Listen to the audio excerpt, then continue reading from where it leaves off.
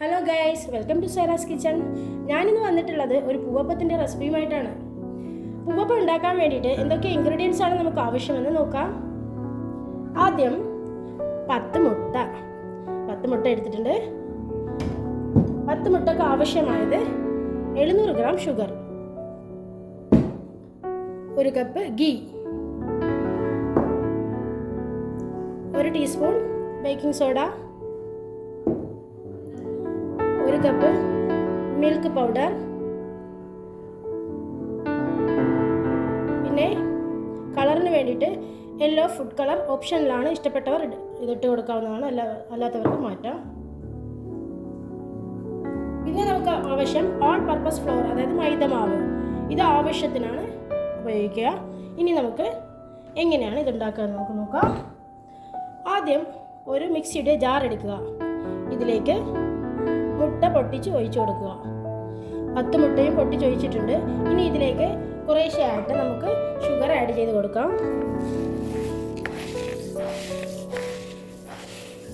പഞ്ചസാര നന്നായിട്ട് അലിഞ്ഞ് കിട്ടണം, അതുവരെ നമുക്കിത് നന്നായിട്ടൊന്ന് അടിക്കാം. അപ്പോൾ നന്നായിട്ട് പതഞ്ഞ് വന്നിട്ടുണ്ട്, പഞ്ചസാര ഒന്ന് നന്നായിട്ട് അലിഞ്ഞിട്ടുണ്ട്. അങ്ങനെ ഇനി നമുക്കിതൊരു പാത്രത്തിലേക്കൊന്ന് മാറ്റി കൊടുക്കാം. അപ്പോൾ നമ്മളിതൊരു പാത്രത്തിലേക്ക് മാറ്റി കൊടുത്തിട്ടുണ്ട്. ഇനി നമുക്ക് മിൽക്ക് പൗഡർ ആഡ് ചെയ്ത് കൊടുക്കാം. എന്നിട്ട് നന്നായിട്ട് ഇളക്കുക.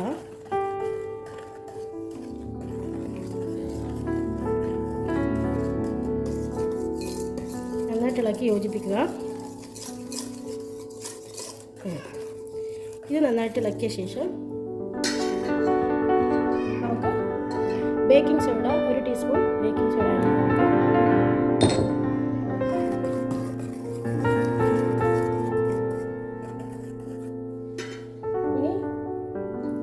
ഒരു നുള്ള് നമ്മുടെ food colour, orange yellow food colour add ചെയ്ത് കൊടുക്കാം. അടുത്തത് ഗീ, 1 കപ്പ് ഗീ ആഡ് ചെയ്ത് കൊടുക്കാം.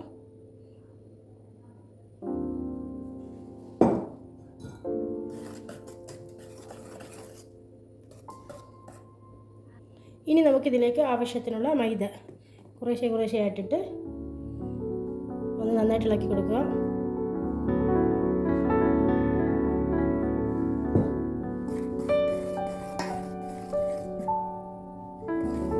നന്നായിട്ട് ഇളക്കുക. ഇതിന് ചിലർ വെട്ടുകേക്ക് എന്ന് പറയുന്നുണ്ട്, പക്ഷേ ഞങ്ങളുടെ ലക്ഷദ്വീപിൽ ഇതിന് വെട്ടുകേക്ക് എന്ന് പറയുന്നില്ല, മുട്ടപ്പം എന്ന് പറയുന്നുള്ളൂ. മുട്ടയപ്പം, പിന്നെ പൂവപ്പം, ഇങ്ങനെയൊക്കെ അതിനെ വിളിക്കുന്നത്.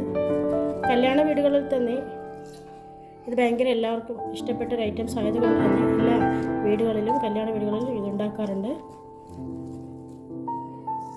പലരും എന്നോട് ഇതിൻ്റെ കൂട്ട് ചോദിച്ചിട്ടുണ്ടായിരുന്നു.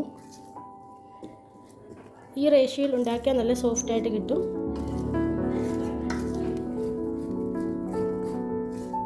നന്നായിട്ട് കൂട്ടുമ്പോൾ എപ്പോഴും നല്ല മയത്തിൽ നന്നായിട്ട് കൂട്ടാൻ ശ്രമിക്കുക.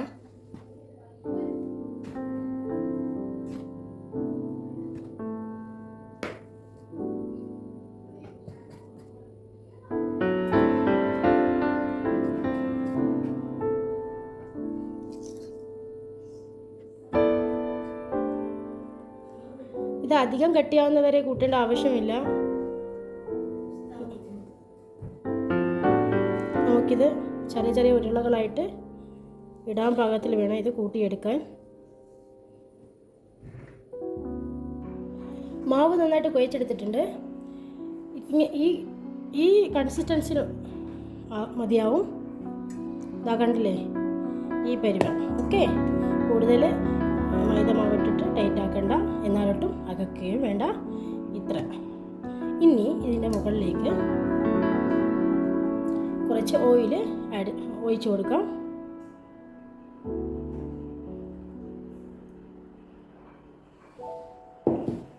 കുറച്ച് ഓയിൽ ഒഴിച്ചു കൊടുത്തിട്ടുണ്ട്. ഇനി ഒരു 3 മണിക്കൂറെങ്കിലും ഇത് റെസ്റ്റ് ചെയ്യാൻ വെക്കണം. നന്നായിട്ട് മുട്ട അടിച്ചെടുത്തത് കൊണ്ട് അരമണിക്കൂർ കഴിഞ്ഞും ഇത് എടുക്കുന്നതിൽ കുഴപ്പമൊന്നുമില്ല. പക്ഷേ വീഡിയോസിന് വേണ്ടിയിട്ട് ഞാനിതാ 3 മണിക്കൂർ വെയിറ്റ് ചെയ്തിട്ടുണ്ട്. 3 മണിക്കൂർ വെക്കുകയാണെങ്കിൽ ഇതിനെക്കാട്ടും നല്ല സ്പഞ്ചി ആയിട്ടും സോഫ്റ്റ് ആയിട്ടും അപ്പം കിട്ടും. നല്ല ടേസ്റ്റ് ആയിരിക്കും. ഇതിൽ നമ്മൾ മിൽക്കൊക്കെ ആഡ് ചെയ്തതുകൊണ്ട് തന്നെ നല്ല ടേസ്റ്റാണ്. ഇപ്പോൾ നല്ല റിസൾട്ട് തന്നെ ഇതിന് കിട്ടാറുണ്ട്. അപ്പോൾ ഇനി അതിൽ 3 മണിക്കൂർ ഇത് റെസ്റ്റ് ചെയ്തിട്ട് അത് കഴിഞ്ഞ് അപ്പോഴത്തേക്കും നമുക്ക് എണ്ണ തിളപ്പിക്കാം. അപ്പോൾ ഏകദേശം 3 മണിക്കൂർ കഴിഞ്ഞിട്ടുണ്ട്. ഇനി നമുക്കിതൊന്ന് തുറന്ന് നോക്കാം. കണ്ടോ, ഇങ്ങനെ മതി. ഇനി നമുക്കിത് വറുത്ത് കോരണം. അപ്പോൾ നമുക്കിത് നന്നായിട്ടൊന്ന് പൊരിച്ചെടുക്കാം. അപ്പോൾ നമ്മുടെ എണ്ണ ഏകദേശം ചൂടായി വന്നിട്ടുണ്ട്. അധികം എണ്ണ തിളപ്പിക്കാതെ നോക്കണം, ചെറിയ ചൂട് മതിയാകും.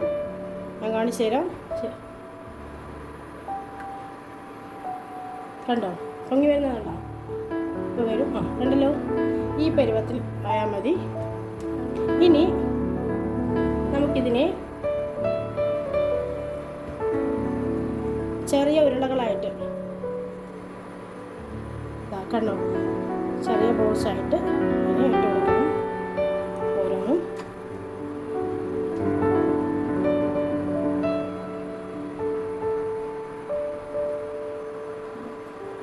ഇങ്ങനെ ഓരോന്നോരോന്നായിട്ട് ഇങ്ങനെ ഉരുട്ടി ചെറിയ ചെറിയ ബോളാക്കി ഇടണം.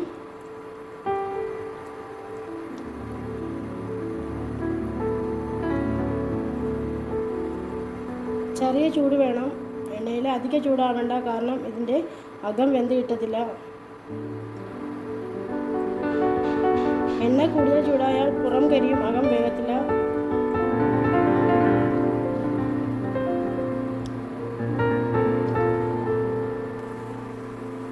ഇങ്ങനെ ചെറിയ ചെറിയ ബോൾസാക്കി ഇട്ട് കൊടുക്കണം. ഇത് തനിയെ വിരിഞ്ഞ് പൂവിൻ്റെ ഷേപ്പാകും. അതുകൊണ്ടാണ് നമ്മളിതിനെ പൂവപ്പം എന്ന് പറയുന്നത്. ഇനി പ്രത്യേകിച്ച് നമ്മൾ ഷേപ്പൊന്നും കൊടുക്കുന്നില്ല, അത് തന്നെ വിരിഞ്ഞ് പൂവാവുകയാണ് ചെയ്യുക. ഇനി ഇളക്കി കൊടുക്കാം.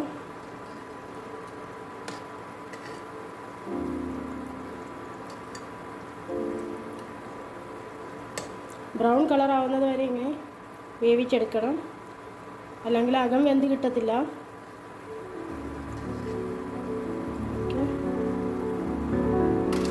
വേകട്ടെ. അപ്പോൾ നമ്മുടെ പൂവപ്പം റെഡി ആയിട്ടുണ്ട്. ഇനി ഇത് നമുക്ക് കോരിയെടുക്കാം.